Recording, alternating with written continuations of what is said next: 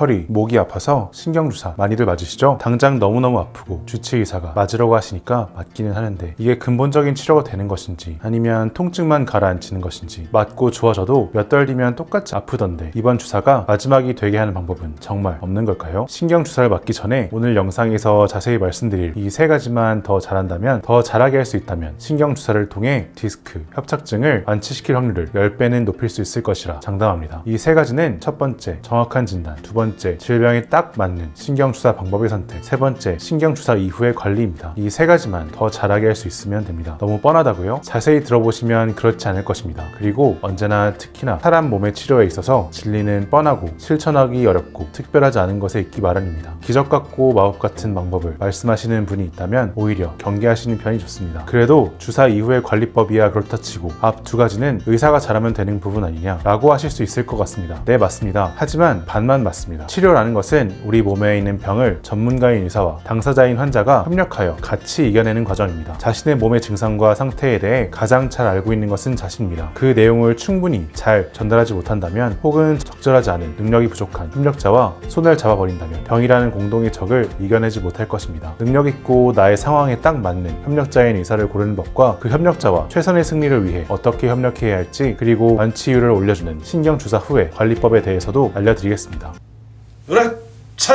으라차차! 안녕하세요. 정형외과 전문의 박용택입니다.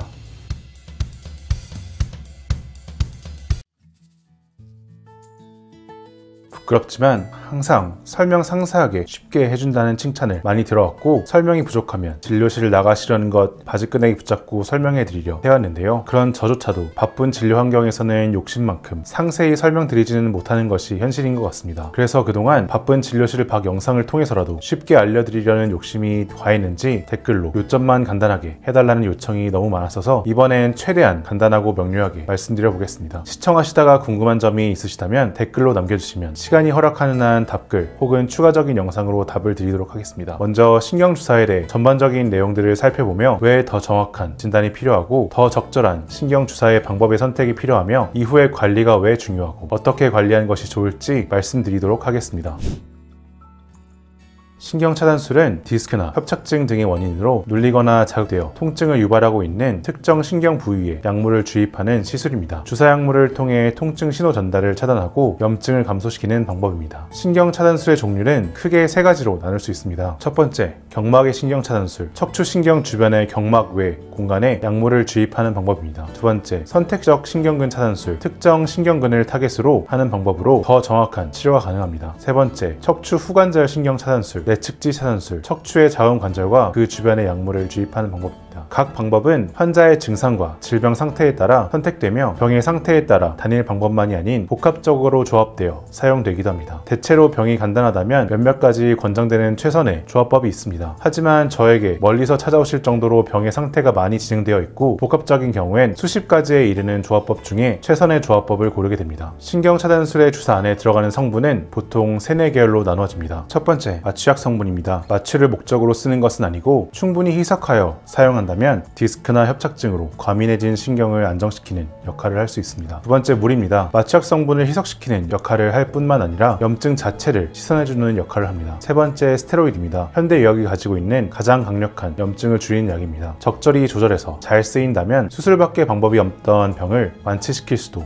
있는 아주 좋은 약입니다. 약이 강력한 만큼 여러 가지 부작용이 생길 수 있는 약입니다. 필요에 따라 쓰일 수도 있고 쓰이지 않을 수도 있습니다. 신경주사 너무 많이 맞지 말라 라는 말이 이 성분 때문에 생긴 말입니다. 네 번째, 유착방지제나 재생되는 성분들입니다. 핵심적인 성분은 아니지만 조금 더 완성도 있는 치료를 위해 재발이 쉽게 할 것 같은 분들은 재발 방지를 위해 필요에 따라 추가될 수 있습니다. 이 약제들도 병이 간단한 경우엔 어느 정도 교과서적인 조합으로 충분한 경우가 많지만 병이 진행되거나 복합적인 경우엔 환자 병의 위치나 상태에 따라 그 용량의 조합을 조율해야 할 필요성이 있을 수 있습니다. 주사의 위치, 종류와 그 조합, 약 용량과 조합까지 생각한다면 같은 신경주사라고 하지만 정말 어쩌면 무한한 가지수의 방법이 있고 그 방법 중 최선의 방법을 환자 개개인의 전신 건강 상태에 맞춰 조율까지 해서 적용해야 합니다. 따라서 특히나 병이 진행되고 복잡한 경우엔 어떤 병원에서 맞은 주사는 효과가 전혀 없었는데 어느 병원에서 맞은 주사로는 씻은 듯이 낫는다는 말이 꽤나 자주 들려오는 이유가 이 때문입니다. 신경주사라고 같은 신경주사가 아니기 때문이죠. 내 병의 상태에 딱 맞는 신경주사의 위치, 종류, 용량의 조합을 알려면 어떻게 해야 할까요? 정확한 문제의 진단이 필요합니다. 병이 어느 위치에, 어느 정도로, 어떤 모습으로 있는지에 대한 정확한 진단이 돼야 그에 딱 맞는 주사 치료가 가능합니다. 이는 척추 전문으로 오랜 기간 진료해온 저에게도 종종은 어려운 일입니다. 이제 영상 서두에 말씀드렸던 더 정확한 진단과 더 정확한 주사 종류의 선택이 중요한 이유에 대해 알게 되셨습니다. 더 정확한 진단은 적절한 의사, 병원의 선택을 통해 가능할 것입니다. 이에 대한 자세한 내용은 영상 후반부에 간단히 다루겠습니다. 자세한 내용을 원하신다면 그에 대해 이전에 찍어둔 영상의 링크를 위에 띄워둘 테니 참고해주세요.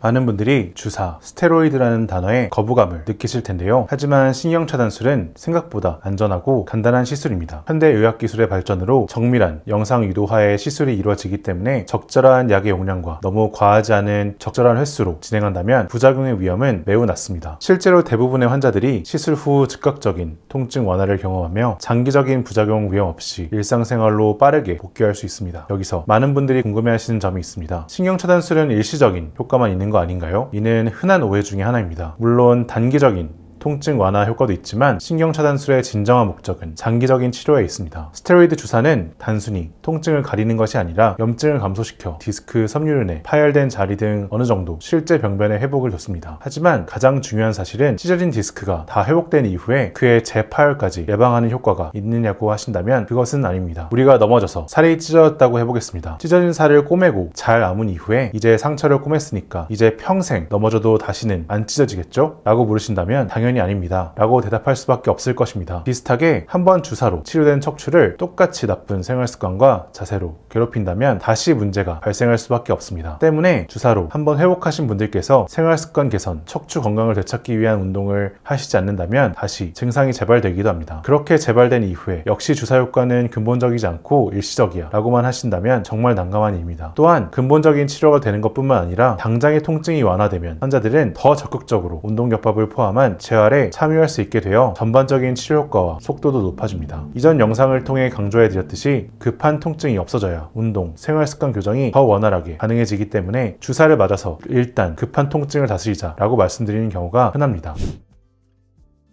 신경차단술은 보통 6개월 안쪽에 주사 간의 1, 2주간의 간격으로 3, 4번까지가 안전하다고 연구되어 있습니다. 3, 4번까지 다 맞아야 효과가 있는 것은 아니고 증상이 다스려질 때까지 맞고 중단하셔도 무방합니다. 호전 이후에 생활습관을 잘못하시거나 운동을 게을리하시거나 부득이하게 다시 다치거나 해서 병이 재발했을 때 맞을 것을 대비해 아껴두는 게 저는 좋다고 생각합니다. 그런데 이 3, 4번 제한이라는 것은 주사 성분 중에 스테로이드 성분 때문에 제한이 있는 것입니다. 아까도 말씀드렸다시피 모든 주사에 스테로이드가 들어가는 것은 아닙니다. 스테로이드가 들어가지 않는 주사라면 원칙적으로는 그 횟수에는 제한이 없고 증상이 심하다면 또 조금 더 바투 주 1, 2회 정도 맞으셔도 문제가 생기는 경우는 드뭅니다. 다만 병원에서 맞는 주사들이 특별히 스테로이드를 넣지 않은 주사입니다 라고 언급하지 않는 이상 보통 스테로이드 성분이 있는 경우가 많기 때문에 주 1회 6개월 안에 3, 4번보다 더 많이 더 자주 맞게 된다면 스테로이드 성분이 있는 주사인지 한번 병원에 확인해 보시는 것이 좋을 것 같습니다.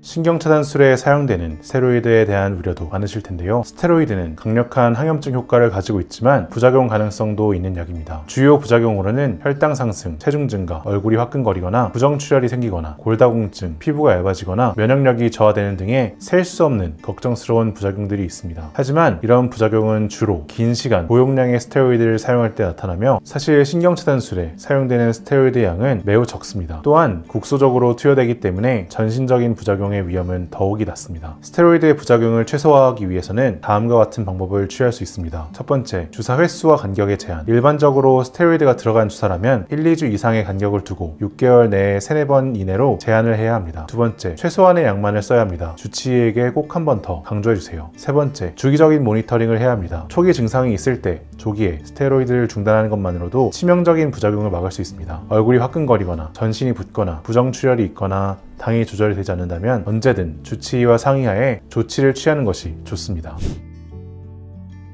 보통 처음 주치의의 말대로 주사를 결심할 정도라면 굉장히 아프고 고생스러운 상황일 것입니다. 하지만 안타깝게도 주사 효과는 바로 나타나는 경우보다 2-3일 후부터 나타나는 경우가 더 많습니다. 오래 걸리시는 분들은 일주일까지 걸리기도 합니다. 주사를 맞을 때 충분히 설명드려도 막상 주사 맞을 때는 경황이 없어서 잊으셨다가 다음날 병원에 항의 전화까지 하셨다가도 며칠 뒤에 다 좋아졌다고 머쓱하게 오시는 분들을 종종 뵙게 됩니다. 보통 먹는 약을 같이 드리니 2-3일 정도는 먹는 약을 드시면서 조금 안정을 취하시고 나면 주사 효과가 나면서 증상이 많이 좋아지실 것입니다. 신경차단술의 효과와 안정성은 시술을 수행하는 의사의 전문성과 경험에 아주 크게 좌우됩니다. 따라서 적절한 의사와 병원을 선택하는 것이 매우 중요합니다. 다음은 의사와 병원을 선택할 때 고려해야 할 사항입니다. 첫 번째, 진료를 본 의사가 직접 주사 시술을 하는 병원을 선택하는 것이 좋습니다. 두 번째, MRI를 촬영해보고 주사를 하는 병원이 안전합니다. 무조건 MRI를 찍는 과잉한 진료를 하라는 말이 아닙니다. 한두 번 정도의 초기 주사에 자명한 반응이 없다면 그땐 MRI로 정확한 원인을 확인한 후에 그 병에 정확하게 맞는 방법의 치료를 하는 것이 좋습니다. 세 번째, 척추외과 전문의에게 받는 것이 더 좋습니다. 척추정형외과, 척추신경외과 전문의처럼 실제 척추에서 눌려있던 신경들을 확인하고 다루어 본 의사에게 치료를 받는 것이 더 좋은 치료 효과를 받을 확률이 높습니다. 또 만에 하나 있을 주사 부작용에 대한 처치도 더 원활하게 확실하게 가능할 수 있습니다. 마무리하고 영상을 요약하기 전에 꼭 다시 강조하고 싶은 점은 신경차단술은 단독 치료가 아니라는 것입니다. 가장 효과적인 결과를 얻기 위해서는 적절한 운동, 자세 교정, 생활습관 개선 등이 반드시 병행되어야 합니다. 신경주사는 치료의 시작일 뿐입니다. 척추 회복을 위해 꼭 지켜야 할 생활습관 등 다른 치료에 대해서 옆에 영상을 꼭 참고해주세요. 주사 후에 주치의와의 긴밀한 협력하에 종합적인 치료 계획을 세우는 것이 중요합니다. 오늘 우리는 신경차단술에 대해 자세히 알아보았습니다. 주요 내용들을 정리해 보겠습니다. 신경차단술은 비교적 안전하고 효과적인 비수술적인 치료법입니다. 다양한 종류의 신경차단술이 있고 다양한 주사 용액의 조합이 있습니다. 환자 상태에 따라 무한한 방법 중에 선택이 됩니다. 때문에 정확한 진단이 더더욱 중요합니다. 일시적인 통증 완화뿐만 아니라 장기적인 치료 효과 역시 기대할 수 있습니다. 신경차단술은 종합적인 치료 계획의 일부로 활용되어야 합니다. 주사와 동반해서 적절한 생활습관 교정과 운동, 재발 방지를 위한 노력이 필수적입니다. 스테로이드 부작용의 위험이 없는 것은 아니나 횟수 및 주사 간의 간격 조절, 적절한 관리 및 부작용의 조기 발견으로 최소화할 수 있습니다. 주사는 스테로이드가 들어가 있는 주사라면 6개월 안쪽에 1-2주 간격으로 3-4번까지 안전하며 스테로이드가 없는 주사라면 원칙적으로 그 간격이나 횟수에 제한은 없습니다. 적절한 의사와 병원의 선택이 치료 성공의 핵심입니다. 신경주사에 대한 궁금증들이 조금 해소가 되었을지 모르겠습니다. 댓글을 통해 간략해보라는 조언에 간단히 한다고 했는데 또 조금이라도 더 알려드리고 싶은 마음에 말이 너무 길어진 것은 아닐까 걱정이 됩니다. 사실 저도 어릴 때 다친 이유로 만성 디스크가 있어 전공을 하기 전부터 종종 주사를 맞았었는데요. 저도 그때 굉장히 걱정되고 무섭고 긴장되었던 기억이 납니다. 그때의 저를 떠올리며 최대한 알려드리려 노력해보았는데 도움이 되셨을지 모르겠습니다. 주사가 꼭 필요한 분들이라면 너무 걱정하지 말고 용기를 내시라 말씀드리고 싶습니다. 간격과 주사의 양만 조절만 잘해서 신중하게 이용한다면 아주 좋은 치료법이니까요. 척추와 관절의 질환으로 고생하시는 분들을 위해 도움이 되는 영상을 제작하고 있습니다. 궁금하신 점이 있다면 댓글로 남겨주시면 답글 혹은 영상으로 답을 드리도록 하겠습니다. 고생하시는 분들께 영상이 널리 닿을 수 있도록 구독과 좋아요 부탁드리겠습니다. 정형외과 전문의 으라차차 박선생 박용택이었습니다. 감사합니다.